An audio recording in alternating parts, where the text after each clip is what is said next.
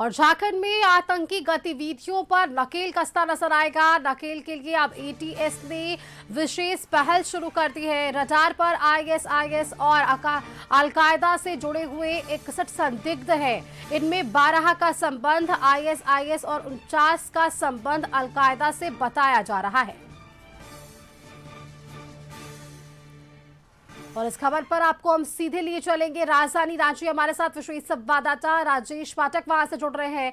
राजेश जी, देखिए जिस तरह से आतंकी गतिविधियों और नक्सलवाद से जुड़े हुए इन तमाम लोगों के विरुद्ध लगातार झारखंड पुलिस और एटीएस भी काम कर रही है, लेकिन जो नई विशेष पहल की शुरुआत हुई है इसमें अलकायदा और आईएसआईएस के रडार पर इन तमाम लोगों की जो सूची सामने आई है उनके तक पहुंचने की क्या खुफिया जो जानकारियां हैं वो सामने आ सकती है और किस तरह से इन पर नकेल कसने की कोशिश इनकी तरफ से।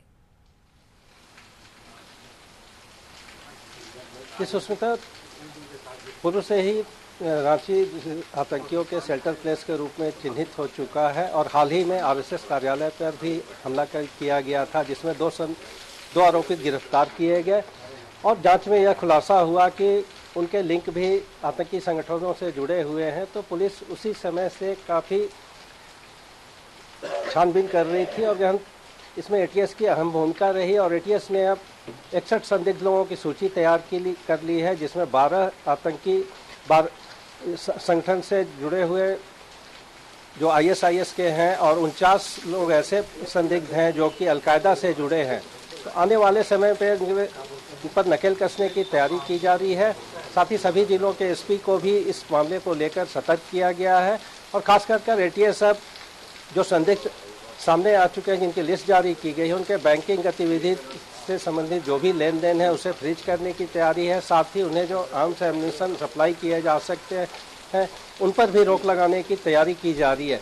तो जल्द ही एटीएस एक्टिव होगी और इस मामले में काफ़ी कुछ देखने को मिलेगा। तो कुल मिलाकर देखा जाए तो अब आतंकी संगठनों पर नकेल कसने की तैयारी की जा रही है। केंद्र सरकार की ओर से पहले ही झारखंड को नक्सलवाद मुक्त करने की घोषणा की गई है और उस दिशा में भी काफ़ी सफलता मिली और खास करके सारंडा में कुछ ही नक्सली शेष रह गए हैं, जिन्हें दबोचने की तैयारी लगातार चल रही है। पुलिस वहां पर कैंप कर रही है। साथ ही सीआरपीएफ या अन्य जो भी सहयोगी पुलिस की टीमें हैं, सेंट्रल की टीमें, वहां लगातार मूवमेंट जारी है, वहां पर कैंप किया जा रहा है।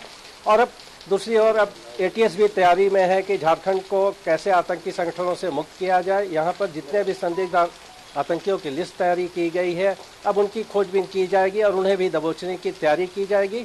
साथ ही उन्हें जो फंडिंग किए जा रहे हैं, आर्म्स एम्यूनिशन सप्लाई किए जा रहे हैं, उन पर भी रोक लगाने की पूरी तैयारी होगी। बिल्कुल बिल्कुल राजेश जी, आप देखिए एक नई पहल जरूर है क्योंकि विशेष यहाँ पर निगरानी रखी जाएगी इनसे जुड़े हुए तमाम संदिग्धों के खिलाफ। बहुत शुक्रिया आपका हमारे साथ जुड़ने के लिए। आगे बढ़ने से पहले यहाँ पर वक्त फिलहाल एक छोटे से ब्रेक का है, जल्द लौटेंगे।